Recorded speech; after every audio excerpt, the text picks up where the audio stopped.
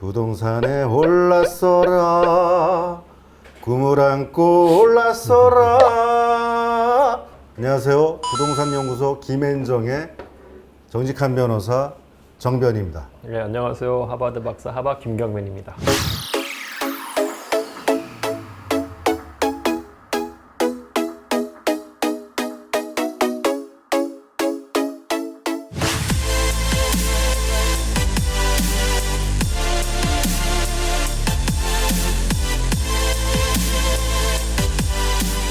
지난 시간에 우리가 이번에 주택임대차보호법 개정되면서 2년 후, 4년 후에는 엄청나게 전셋값이 높아질 것이다라고 네. 예견을 했는데 지금 요즘 기사를 보니까 지금부터 전셋값이 폭등을 하고 있다고 합니다. 네. 제가 집주인이어도 전 무조건 올릴 거예요. 왜냐하면 4년 동안 거의 못 올리기 때문에. 네.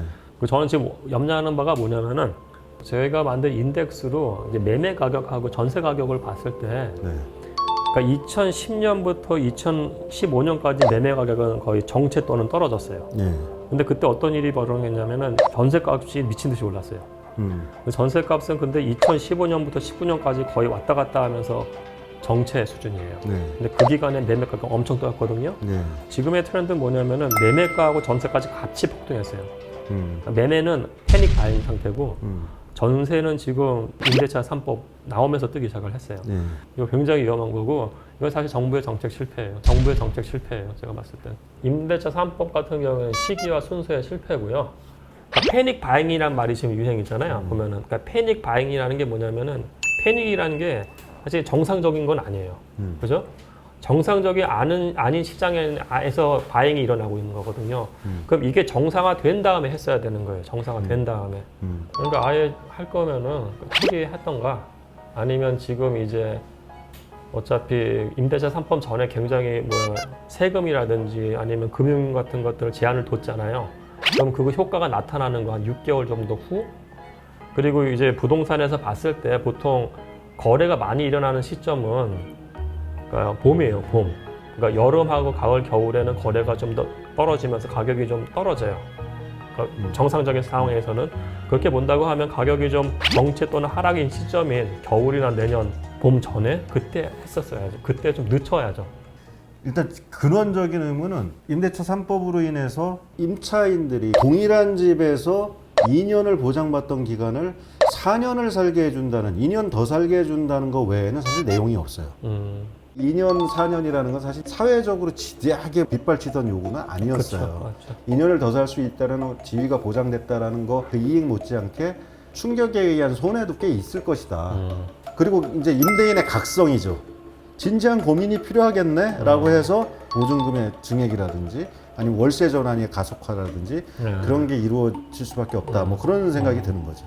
그럼 저는 이걸로 얻어지는 손해와 이익을 비교해 봤을 때 과연 정말 취지가 맞는 입법이었는지 좀 이익을 보는 입법이었는지 명분상으로 되게 의미 있는 걸 했다라는 건 얻었을 때 실리는 있었는가 봐요.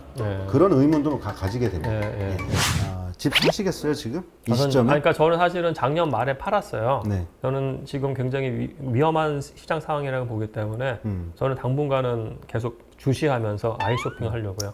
예. 위험하다라는 거는 좀 하방으로 가리시겠다. 예, 저는 계속 그 얘기 하고 있는데 계속 오르더라고요. 근데. 유동성이. 근데 지금은 좀 적기가 아니라고 보이신가요? 저는 그렇게 봐요. 저는 약간 좀 투자할 때도 좀 리스크를 해칭하는 편이거든요. 위험 회피적으로 좀 해서 지금은 부동산은 위험 자산인데 실물 경제도 되게 위험스러운 상황이잖아요. 그 위험한 경제 상황에서 위험 자산에 내가 투자를 하는 게 맞냐? 저는 아닌 것 같아요. 저는 아닌 것 같아요. 예. 그래서 저는 어떻게 하라는 얘기예요? 저는 그냥 있어라 이렇게. 지금 무주택자 아니시잖아요. 무주택입니다 지금. 무주택이세요? 네, 굉장히 고가의 전세를 살고 있습니다. 근데 저는 지금 우겼습니다. 집값은 거품이다. 이거 폭망한다. 왜냐하면 인구는 줄고 인구 통계학적 관점 있잖아요. 그거 되게 매력 있더라고요. 굉장히 잘못된 접근이죠. 그런 겁니까? 굉장히 잘못된 접근이죠. 예. 사람은 주는데 절대 그렇지 않아요. 그러니까 그게 맞다고 하면 사실 서울시만 봤을 때 서울시가 1,000만 언저리 왔다 갔다 하기 시작한 거는 90년대 중반부터 1,000만 언저리 왔다 갔다 해요. 그러니까 서울시만 봤으면 수요는 정해져 있다고 봐야 돼요. 네. 근데 서울에 진입하려는 경기도권, 수도권에 있는 거대한 대기 수요가 있어요. 그게 다 해서 2,500만이잖아요. 네. 그 사람이 동일한 조건이라고 했을 때 서울에 사시겠어요? 아니면 저기 뭐 화성이나 제가 대기 수요를 생각 못했네요. 네. 제 논리는 이거였어요. 인구는 줄고 젊은이들도 줄고 주택 수요는 당연히 줄을 것이다. 그러면 폭등한 주택이 계속 폭등하거나 그 가격을 유지하려면 그 가격에 매입하고자 하는 세력들이 사회적으로 존재해야 된다. 존재해요. 존재하잖아요. 인구가 줄었는데 대기 수요가 있잖아요. 대기 수요. 제가 그거를 몰랐습니다. 대기 수요를. 앞으로 저는 어떻게 해야 되나요, 그러면? 부동산을 투자를 한다고 했을 때 네. 부동산의 유형이라는 게 되게 많잖아요. 네.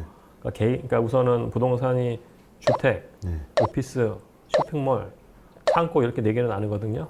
근데 가능성이 있는 건 두 개예요. 주택하고 오피스인데 오피스 같은 경우에는 주식을 하시니까 리츠란 상품으로 오피스에 투자하는 데들이 있어요. 네. 그다음에 주택인데 주택도 유형이 되게 많죠. 아파트도 하나의 유형이고 뭐 꼬마 빌딩, 그다음에 주택, 단독주택 뭐 이렇게 여러 가지 있잖아요. 네. 서울 같은 경우에는 우리가 아파트의 도시라고 생각을 하는데 아파트의 도시가 아니에요. 서울은 50%가 아파트고 50%가 비아파트예요. 뭐 빌라라든지 단독주택 뭐 이런 거거든요. 근데 지금 소득이 되고 전세 자금이 있고 하시니까 그 전세금의 사이즈로 뭐 꼬마 빌딩이라든지 아니면은 뭐 주택이라든지 이런 걸 투자하는 것도 하나의 방법은 되겠죠. 예. 저는 개인적으로 봤을 때 아파트가 굉장히 저는 과도하게 올랐다고 생각을 해서 그 자금이 아마 비아파트로 흐를 것 같다는 생각은 해요. 사실 뭐 예. 담보대출 규제도 다 아파트에 대한 그쵸. 규제죠. 예, 맞아요. 일반 주택은 전혀 규제 없고. 좀 약하죠. 약하죠. 그러니까 교수님이 하신다면 어떤 주택을 사시겠어요? 저라면은 이제 주택하고 리테일 이제 뭐 상점이 들어가는 데 있잖아요. 여기 합정도 마찬가지잖아요. 네. 어떤 데 보면은 바로 여기 앞에 보면은 주택이면 큰 주택인데 지금 카페 된 데 있잖아요. 네. 그죠? 그러면은 평당 임대료를 봤을 때 주택이 높을 것 같아서요. 카페가 높을 것 같아요. 카페가 높겠죠. 당연히 카페가 네. 높죠. 네. 그죠? 누구도 스타벅스 임대료를 이길 수 없으니까요, 네. 사실은. 네. 그러면 토지 시장에 투자를 한다고 봤을 때는 저는 투자자 입장에서도 생각을 해야 되니까 네. 그럼 단순히 이제 주택 단지로만 남아 있는 게 아니고 그 주택이 예를 들어서 약간 상권화 가능성이 있다. 근데 그럴 가능성이 어디냐를 봤을 때 네. 그러니까 저의 그냥 개인적 사견 플러스 그냥 제 그거예요. 네. 6호선 라인은 모두 다 상권화 되는 것 같아요. 6호선 라인은. 왜 굳이 6호선이죠? 우선은 이제 강남하고 강북만 봤을 때는 상권화 되는 거 강남은 상권이 거의 다 망했어요. 그러니까 지금 강남 상권 남아있는 데는 사실은 그 강남역 주변 그럼 지금 로데오 거리가 다시 살아나고 있는데 그 완전 최근의 일이고 네. 근데 모든 신규 상권은 다 강북이에요. 모든 신규 상권은 밀레니얼하고 Z세대가 항상 보는 게 차별적 경험이고 얘네들이 우연하게도 오프라인 공간을 좋아해요. 본투비 디지털인데 그리고 이 친구들이 와가지고 하는데 보면은 지하철 라인을 따라서 가야 되는 게 왜 중요하냐면은 돈이 없는 세대이기 때문에 과거에 저희 대학생 때처럼 차 갖고 다니는 일이 아니에요. 대학생 때 차를 갖고 다니셨어요? 그때는 다 부자였던 것 같던데. 일단 그렇다 치고 아니, 갑자기 충격을 아니, 근데 그때 보면은 대학생들 차가 엄청 많았다고요. 90년대 초반 그때 학번. 그랬나? 네, 엄청 많았어요. 그러니까 그때는 차 갖고 다니는 상권이 된 거죠. 로데오 상권 사실은 그때는 지하철이 없었잖아요. 그러니까 얘들이 차를 갖고 생기면서 그 다음부터 청담동 언덕에 카페가 잘 되기 시작했어요. 근데 요즘 애들 돈이 없거든요. 요즘 친구들. 그러니까 모든 상권은 강력한 대중교통 속으로 다 재편됐어요. 대표적인 게 익선동이고 종로상과 강력한 맞습니다. 대중교통이 있으니까. 그러니까 그 측면에서 봤을 때 지하철역 중에서 제일 좋은 데가 어디냐면 6호선이에요. 제가 봤을 때는. 예, 이유는 이 상권 같은 거를 한다고 했을 때 앵커가 필요해요. 앵커는 뭐냐면은 사람들이 많이 모이는데 네. 동쪽에 고려대학교 있고요. 네. 서쪽에 홍대에 있고 더 조금 가면 MBC가라는 강력한 게 있어요. 그러니까 이 라인을 따라 가지고 중간에 애들이 뭘 하냐면은 상권 하핑을 해요. 맨하탄 같은 데 보면은 펍 이렇게 점프해서 다니는 애들이 있거든요. 요즘에 보면은 이쪽 특히 이 홍대 일로 오면은 카페 하핑하는 문화가 있어요. 여기서 6호선이잖아요, 합정. 네. 그죠? 왼쪽에 가면 망원도 떴죠. 저쪽 가면은 이제 MBC가 있잖아요. MBC, 망원, 여기 상수도 괜찮고요. 상수도 괜찮아요. 광흥창도 좀 약간 떴고, 네. 공덕 되게 강력하고, 정확하죠. 조금만 더 가면 삼각지구, 네. 그 다음에 이태원 있고, 그죠?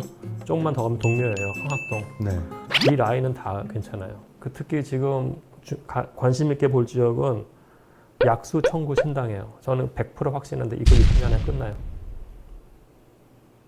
이거 방송하지 말죠. 우리끼리 돈 벌. 우리끼리 돈 벌자. 이거 오픈되면 안 될 것 같은데. 그러니까 지금 가서 보세요. 저희 세대가 진짜로 그 단군 일의 최대의 그 단물만 빨아먹은 세대라고 보거든요. 왜냐면은 당시에 엘란트가 600만 원이었어요. 그 아방 때. 근데 그때 과외 한 달에 30만 원 받았거든요. 그때 두 개 하면 60만 원이에요. 60만 원이면 현대자동차 과장 월급이었어요. 저도 3개까지 해봤어요. 그러니까요. 그렇게 하면은 한 달에 60 벌죠. 1년 하면은 아방 때 사는 거예요.